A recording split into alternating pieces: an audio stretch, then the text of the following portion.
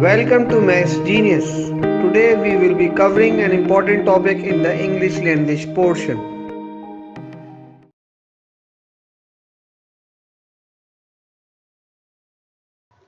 Welcome to the lecture series of Maths Genius, and today we will be covering an important topic, that is analytical reasoning. So before we begin on with the questions, I think that there should be some background, like the word itself states everything. Like we should be know how to make a prudent or a good analysis, and there will be some terminologies that we will be studying, like premise. Premise is the details that are given. That is a premise. Right? For example, and conclusion, everyone is known that is the end result, or what we can infer finally, and what we have come to end at the end, or the effect of all the information that is given to us. So in between the two premise and the conclusion, we have one thing, and that is assumptions. For example, if I throw the ball upwards, right? So I believe that the end conclusion would be that the ball would fall down towards the ground, right? If this is the premise that I am throwing the ball upwards, the ball will come to the ground. If this is the conclusion why I am drawing this, the main assumption is that because I am considering that we are on Earth's surface. Similarly, for other things, for example, if I say that inflation in a country is increasing, and that is, for example, if I am saying harmful for economy, right? So I am assuming that it is the inflation that is substantial, first of all, intensity is high, then I am also expecting that it is unexpected, because anticipated and unanticipated inflation, for example, and harmful for the economy because it is causing a BOP, or balance of payment deficit. And it can be numerous situations. So the underlying relationship between a premise and a conclusion can only be drawn when there are assumptions. So for each statement, they give us questions. They will be giving us questions, different scenarios, different premises. There can be one premise, P1 I am denoting, that will support another premise, first conclusion, C1, and then that C1 might become a P2 for the main conclusion, that is C2, that is the main conclusion. Type of complex relationship we call complex, right? It can be the other way around as well, right? It can be simple, P1 leading to C1, right? And what type of questions can be asked? Questions can be asked that what will strengthen this conclusion. For example, if I am saying that inflation in a country is harmful for the economy, right? So how can I strengthen this? So I can strengthen this by saying, for example, that unemployment is there and etc., and living standards of the people are decreasing.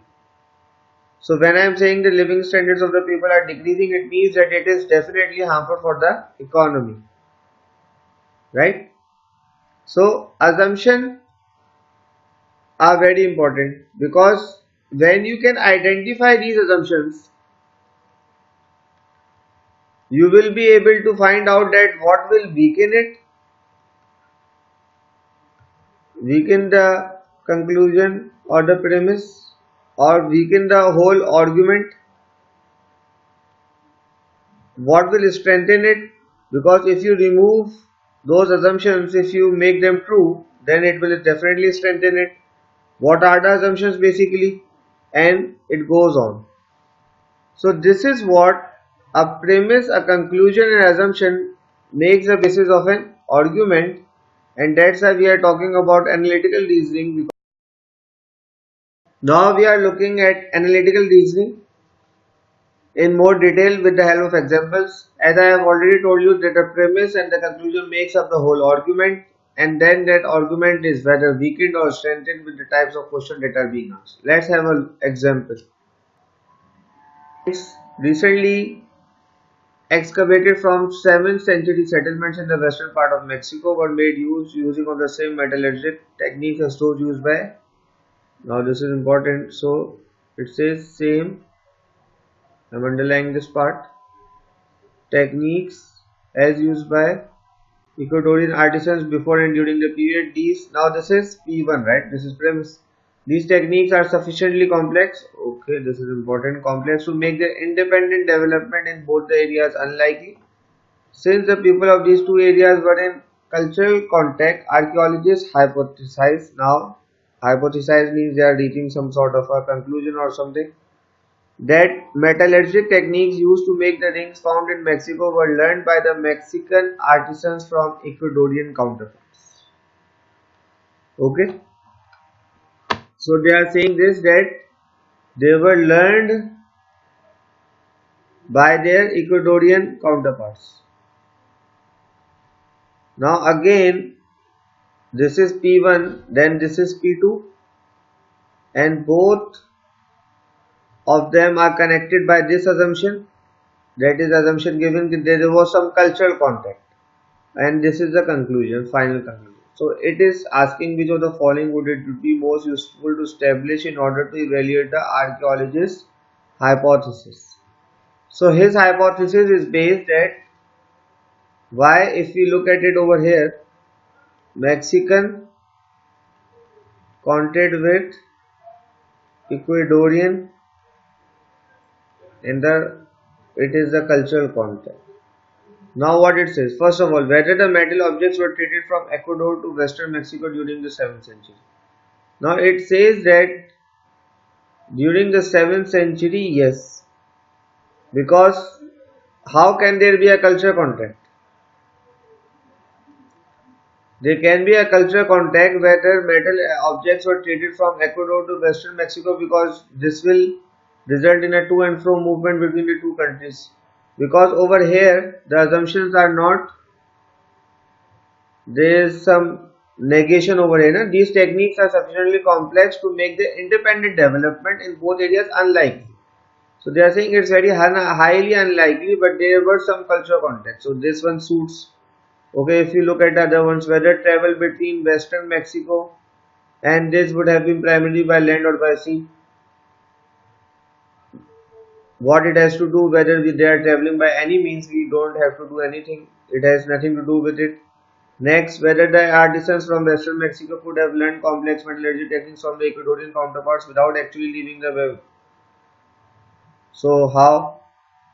It is again asking a question rather than giving something to evaluate.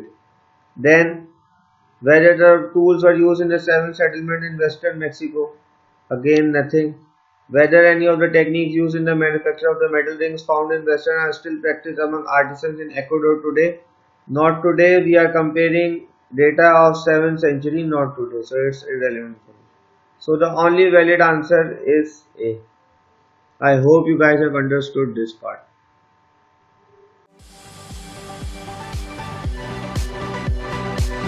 Thanks for watching. Please like, comment and share this video, and subscribe my channel for more videos and updates.